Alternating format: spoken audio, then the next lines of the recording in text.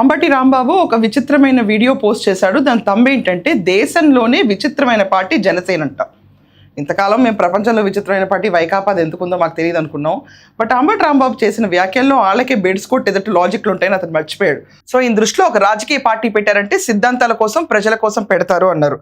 ఇక్కడ పవన్ కళ్యాణ్ గారు ఏమన్నారు, నేను ఒక కులాని కోసం పార్టీ పెట్టలేదు, అది ఒక సెక్యులర్ గవర్నమెంట్కి నాంది. యాక్చువల్గా కులం కోసం పార్టీ పెట్టలేదంటే అర్థం అవట్లా. ఫ్రాంక్గా ఇలాగే మాట్లాడాలి. ఈరోజు జగన్మోహన్ రెడ్డి పార్టీ పెట్టాడు, దేనికి మనకే తెలియదు ఎందుకు పెట్టాడు. Just because his dad is CM, I'm CM అంతే. నేను రియల్లీ ఇంతకంటే మనకేం రాదు. ఎందుకంటే మనం చదువుకున్న దానికి ఏమన్నా ఉద్యోగాలు చేసామా? అసలు మనం ఏం చదివామో మనకే తెలియదు. జగన్మోహన్ రెడ్డి నాకైతే తెలియదు, ఎందుకు ఫస్ట్ క్లాస్ స్టూడెంట్ అంటాడో నాకు తెలియదు. చంద్రబాబు నాయుడు గారు ఏమో సర్టిఫికెట్లు పట్టరు అంటారు, ఎక్కడ కనిపించవు. ఏ చదివాడో ప్రపంచంలో ఎవరు తెలియదు. కర్మగాలి రాష్ట్రానికి ముఖ్యమంత్రి అయిపోయాడు. ఫ్రాంక్లీ ఇలాగే అంటారు ఎవరన్నా. పెట్టాడు. ఏం నినాదం ఉంది, ఏం ఐడియాలజీ ఉంది? నవరత్నాల బోడి నవరత్నాల కోసం ప్రతిదీ తాకట్లో పెట్టడం. అసలు ఎలా గవర్నమెంట్ రన్ చేయాలో ఐడియా కూడా ఉండదు. తర్వాత తీసుకొచ్చి ఏం చేయాలి, ఒక మతాన్ని తొక్కేయాలి, అది హిందుత్వాన్ని తొక్కేయాలి.